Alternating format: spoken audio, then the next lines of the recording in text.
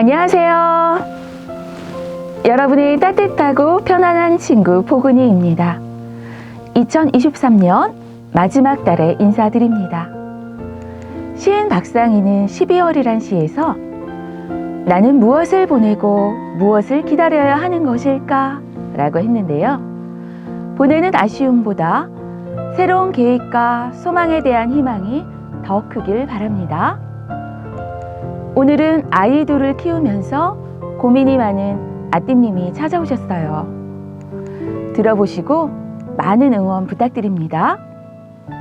댓글을 달아주실 때는 비슷한 경험도 좋고 추천책도 좋고 그냥 응원하는 말도 좋습니다.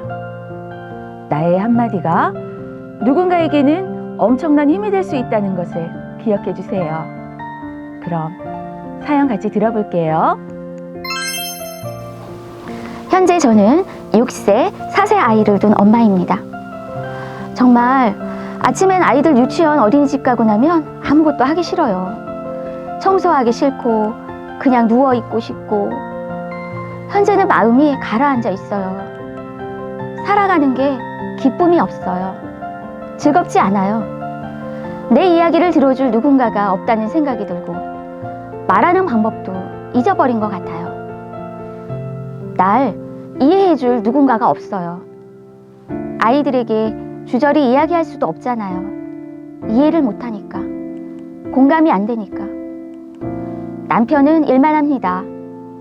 저녁까지 일이 많아서 아이들과 놀아줄 시간이 없고 늘 9시 이후에 아이들 재우는 시간에 들어오는 때가 대부분입니다. 대화할 시간도 없어요. 저도 늦은 나이에 아이를 낳은 터라 몸이 9시 이후가 되면 많이 피곤하고 자고 싶어요. 밤에 애들 아프면 자주 일어나 살펴야 하는 일이 거의 매일이고요. 습관적으로 새벽 2시쯤에 일어나 아이들을 살피고 잠 설치다 다시 잠이 듭니다.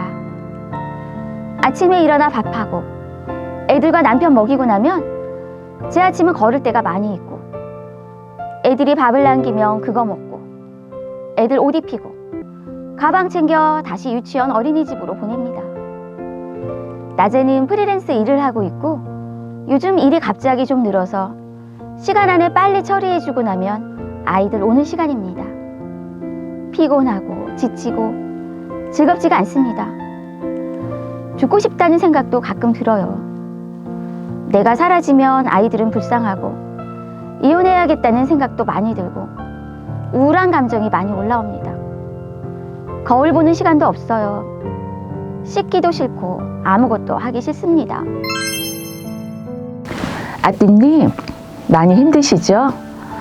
제가 아띠님의 손을 꼭 잡고 등도 토닥토닥 해주고 싶네요. 아띠님의 사연을 읽으면서 저희 옛날 모습이 떠올랐어요. 저도 연년생을 키우면서 무척 힘이 들었거든요.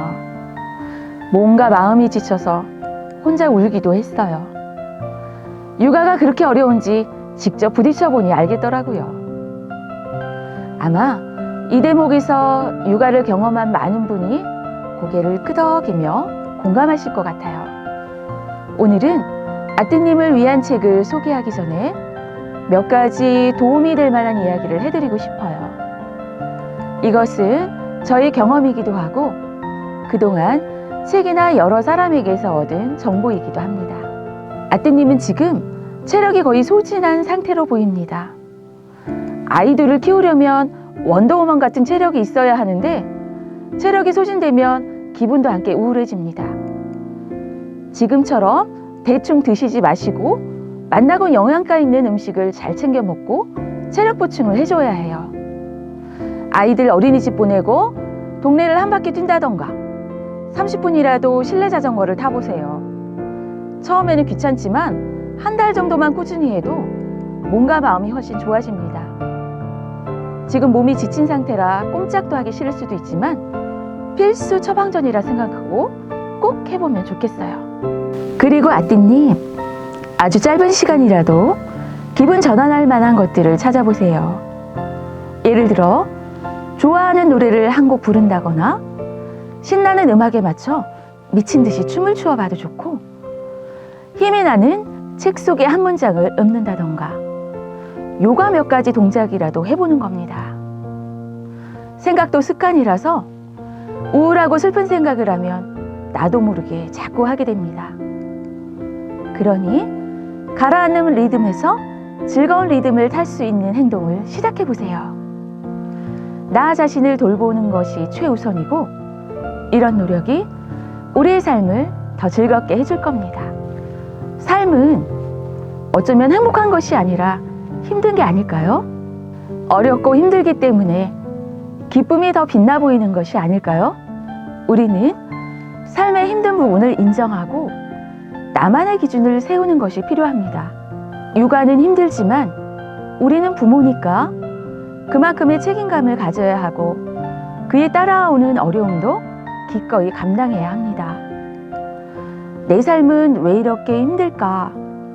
육아는 정말 지친다 라는 생각에서 삶은 원래 힘든 거고 육아 또한 힘들고 지치지. 하지만 이건 나의 삶이고 내가 해야 할 일이야. 다른 사람들도 이런 과정을 다 겪었고 나는 잘하고 있어. 조금 지나면 더 나아질 거야 라고 스스로에게 자꾸 말해보세요. 그리고 육아뿐만 아니라 모든 면에서 완벽하게 잘하려고 하지 말고 자신만의 기준을 세우고 그 안에서 만족하며 살면 좋겠습니다. 마지막으로 포근이가 효과적으로 쓰는 방법을 알려드릴게요. 그럼에도 기쁘고 감사한 일에 집중해라 입니다. 아이가 말이 안 통한다고 해서 아이들이 엄마의 기분을 모르는 건 아니랍니다.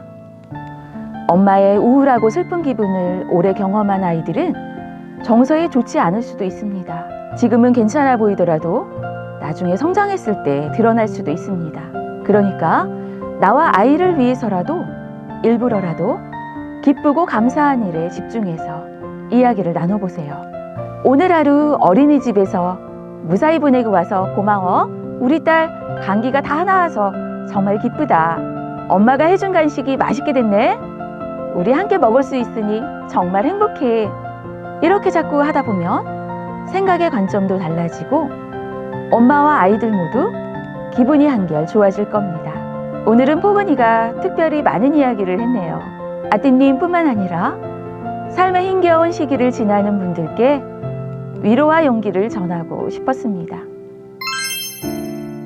이제 포근이가 아뜨님을 위해 고른 책을 소개할게요. 제목은 나의 아기 오리에게인데요. 상상출판사에서 나왔고 미국 작가 코비 야마다가 지었습니다. 아기 오리에게 세상을 살아가는 마음가짐에 관해 이야기를 들려주고 있어요. 마음을 편안하게 해주는 간결한 그림에 힘있는 문장이 담긴 책입니다. 아띠님, 이 책을 곁에 두고 자신의 지친 마음에 물을 주듯 소리내어 들려주세요. 마음 깊은 곳에서 한 송이 꽃으로 피어날 겁니다. 오늘 소개해드린 책에서는 이런 구절이 나옵니다. 마음은 내가 주는 것을 먹고 자라지. 여러분은 마음에 어떤 것을 주고 싶으신가요? 행복한 마음의 꽃을 피우는 12월 보내시길 바라요. 올 한 해 랜선북 테라피를 응원해 주셔서 감사해요. 새해 또 만나요.